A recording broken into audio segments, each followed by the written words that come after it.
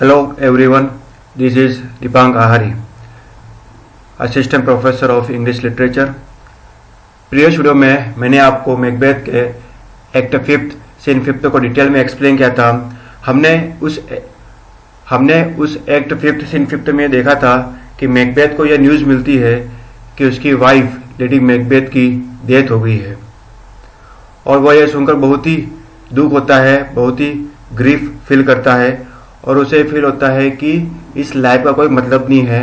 हमने इस लाइफ में अचीव करने के लिए बहुत कुछ किया और बहुत कुछ अचीव भी किया, लेकिन जब उसकी वाइफ ही नहीं रही, जब वह लेडी मैकबेथ ही नहीं रही, तो वह इस अचीवमेंट का क्या करेगा। इस तरह से वह बिल्कुल ही होपलेस हो जाता है और कहता है कि इस लाइफ का कोई भी सिग्निफिकेंस नहीं है और अब तो चाहे कुछ भी हो जाए, सभी जगह डिस्ट्रॉय हो जाने दो और सभी जगह विनाश हो जाने दो। और अंत में वह कहता है कि अब कुछ भी हो, वो जो भी आएगा उससे वह लड़ेगा और उसका सामना करेगा, चाहे जो भी हो। और इस तरह एक्ट फिफ्थ सीन फिफ्थ समाप्त होता है। इस वीडियो में मैं आपको एक्ट फिफ्थ के जो नेक्स्ट सीन्स है, जो फर्दर सीन्स है, उनको एक्सप्लेन करूंगा। All right, so let's begin act fifth scene sixth. तो जैसे ही act fifth scene sixth begin होता है, हमें जो प्लेस दिखाया जाता है वो होता है डंसिनेन बिफोर द कासल। डंसिनेन में कासल के बाहर हमें वो सीन दिखाया जाता है। और जैसे ही act fifth scene sixth begin होता है, इसमें जो कैरेक्टर्स अपीयर होंगे, परफॉर्म करेंगे, उन कैरेक्टर्स के नेम है Malcolm, old Siward, Macduff and young Siward. यह एक शॉर्ट सीन है। तो जैसे ही act fifth scene sixth begin होता है, ड्रम्स एंड कलर के साथ Malcolm, old Siward, Macduff, young Siward और उसकी आर्मी जो है हाथों में ब्रांचेस लिए हुए एंट्री लेती है। सीन के बिगिन होते ही मेलकॉम कहता है, अब हम डंसिनेन के पास आ गए हैं। अब तुम सबको जो तुमने पेड़ों की ब्रांचेस पकड़ रखी थी उनको फेंक देना चाहिए और तुम्हारे जो रियल नंबर्स है, तुम्हारे जो वास्तविक नंबर है, उनको शो करना चाहिए, दिखाना चाहिए। फिर आगे मेलकॉम कहता है कि मेरे ओल्ड जो अंकल है, मींस ओल्ड सीवार्ड जो है, वह आर्मी की जो पहली डिवीजन होगी उसको लीड करेंगे और उसके बाद मेरा जो भाई है जो कि यंग सीवार्ड है वह वहीं रहेगा एंड मैकडफ और मैक जो है हमारे जो प्री प्लान है उसके हिसाब से बाकी का काम करेंगे। मेलकॉम की ये बात सुनकर ओल्ड सीवार्ड कहता है, ठीक है, गुड बाय, फेयरवेल। यदि आज रात को ही मैकबेथ की आर्मी से हमारा सामना हो जाए तो हमें उनसे बहुत ही फॉर्मली मुकाबला करना पड़ेगा और हमें बहुत ही पावर के साथ और बहुत ही ब्रेवरी के साथ लड़ाई लड़नी पड़ेगी, नहीं तो हम वह बैटल हार जाएंगे। ओल्ड सीवार्ड की बात सुनकर मैकडफ इस सीन के एंड में कहता है कि जो भी ट्रम्पेट्स बज रहे हैं, जो भी रणभेरिया बज रही है, उनको बजने दो और सभी जगह ब्लड और डेथ की जो भी प्रतीक है, ये रणभेरिया, ये ट्रम्पेट्स, इनको बजने दिया जाए ताकि सबको पता चल जाए कि अब युद्ध स्टार्ट होने ही वाला है। और इसी के साथ सभी वहां से चले जाते हैं और ट्रम्पेट्स के बजने की आवाज आती रहती है और इसी के साथ एक्ट फिफ्थ सीन सिक्स्थ समाप्त होता है, फिनिश होता है। यह एक शॉर्ट सीन होता है। ऑल राइट, एंड इस सीन सिक्स्थ के फिनिश होने के बाद act fifth scene seventh begin होता है और जैसे ही act fifth scene seventh begin होता है, हमें जो प्लेस दिखाया जाता है वो प्लेस है another part of the field, alarms. तो हमें बैटलफील्ड का जो फील्ड है उसका एक दूसरा पार्ट, अनदर पार्ट दिखाया जाता है। और जैसे ही act fifth scene seventh begin होता है, रणभेरिया बजने लगती है, ट्रम्पेट्स बजने लगते हैं और एंड इस सीन सेवंथ में जो जो कैरेक्टर्स अपीयर होंगे, परफॉर्म करेंगे, उन कैरेक्टर्स के नेम हैं Malcolm, Macbeth, young seaward, Macduff, old seaward.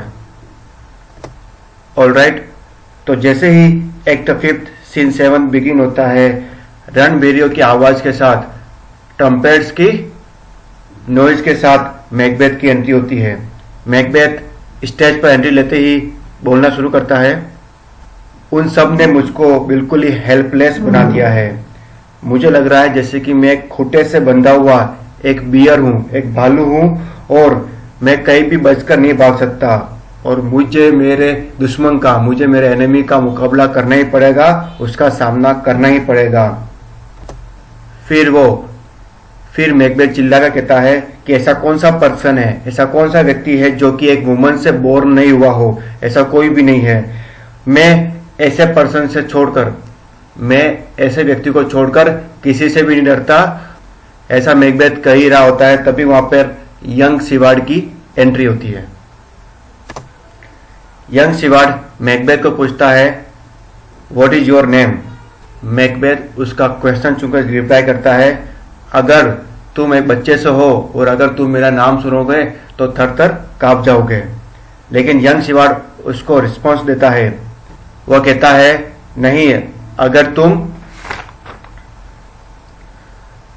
Hello में जो भी क्रीचर्स है उनसे भी ज्यादा ड्रेडफुल, उनसे भी ज्यादा डरावना अगर नाम लोगे तो भी मैं टेरिफाइड नहीं होऊंगा, तो भी मैं डरूंगा नहीं।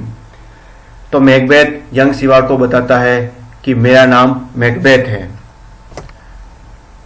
मैकबेथ का यह रिप्लाई सुनकर यंग सिवार्ड कहता है कि अगर डेविल भी यहां पर होता तो भी इससे ज्यादा हेटफुल नेम जो है वो प्रोनाउंस नहीं कर सकता था, क्योंकि तुम सबसे ज्यादा हेटफुल हो।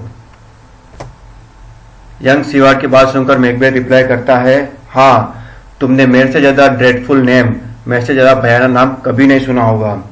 तो यंग सिवार्ड गुस्से में बोलता है कि तुम जो हो मोस्ट हेटेड टायरेंट हो, सबसे ज्यादा नफरत करने वाले अत्याचारी हो, और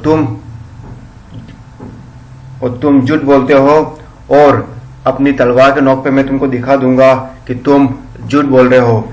ऐसा कहने के साथ ही यंग सिवार्ड मैकबेथ पे अटैक कर लेता है और दोनों फाइट करते हैं बहुत देर, और थोड़ी देर के फाइट करने के बाद मैकबेथ यंग सिवार्ड को मर्डर कर देता है, यंग सिवार्ड को मार देता है। देन यंग सिवार्ड की डेड बॉडी देखकर मैकबेथ कहता है, तू भी तो एक वुमन से पैदा हुआ था, और एक औरत से पैदा हुआ, एक वुमन से पैदा हुआ कोई भी आदमी जो है अगर बैटलफील्ड में तलवार लेके आ जाता है या मुझ पर कोई भी वेपन चलाता है तो मुझे उस पर हंसी आती है, और मेरी हंसी छूट पड़ती है। दूसरे सीन में ट्रम्पेट्स बज रहे होते हैं, रणभेरिया बज रही होती है, और मैकडफ की एंट्री होती है। मैकडफ कहता है, लगता है उस डायरेक्शन में बहुत ही नॉइज हो रही है, बहुत ही शोर हो रहा है। फिर वो मैकबेथ को बुलाता है और चिल्लाता है, ओ टायरेंट मैकबेथ, तुम जहां भी हो अपना फेस दिखाओ। अगर तुझे किसी और ने मार दिया, तू किसी और के हाथों मारा गया, न कि मेरी तलवार से, तो मेरी वाइफ और मेरे जो किड्स है उनके भूत जो है हमेशा मेरे माइंड को घिरे रखेंगे, हमेशा मुझे परेशान करते रहेंगे। और ये जो बेचारे, जो इनोसेंट्स है, जो सोल्जर्स है, इनको मारने में कोई मतलब नहीं है, क्योंकि इनको तुमने अब यूज करने के लिए किराए पर लिया है, पैसे देके तुम इनको लड़ा रहे हो। मैकबेथ, या तो मैं तुमको जान से मार दूंगा, या फिर अगर तुम मुझे नहीं मिले तो मैं इस तलवार को यूज नहीं करूंगा, और इस तलवार को अपनी म्यान में ही रखा रहूंगा जब तक कि मैं तुम्हारा मर्डर नहीं कर देता। फिर मैकडफ खुद से आगे कहता है, लगता है मैकबेथ उधर ही है, क्योंकि उधर से ही बहुत ज्यादा नॉइज आ रही है, बहुत ज्यादा शोर आ रहा है। फिर मैकडफ आगे कहता है, हे भगवान, मुझे उसको सर्च करने में, उसको ढूंढने में मेरी हेल्प करो। भगवान, मैं इससे ज्यादा तुमसे और कोई भी चीज नहीं मांगता, बस मुझे मैकबेथ मिल जाए ताकि मैं उसका मर्डर कर सकूं, अपना बदला ले सकूं, अपना रिवेंज ले सकूं। ऐसा कहते हुए मैकडफ वहां से चले जाता है और ट्रम्पेट्स बजते हैं। थोड़े दूरी दूसरे सीन में हमें मेलकॉम एंड ओल्ड सिवार्ड दिखाई जाते हैं। ओल्ड सिवार्ड मेलकॉम से कह रहा होता है कि माय लॉर्ड, इस रास्ते से आओ, इस रास्ते में जो कासल के चारों ओर जो पहरा है वह ज्यादा नहीं है, क्योंकि मैकबेथ की जो आर्मी है वो कासल के दोनों ओर लड़ रही है और बड़े बड़े थेन जो है वो भी बहुत ही ब्रेवरी से उसका सामना कर रहे हैं। तो आप ज़्यादा चिंता मत करो, अब तो विक्ट्री जो है आपकी ही होगी। अब कुछ भी काम करना जो है शेष नहीं बचा है, अब आपको विक्ट्री मिलकर रहेगी।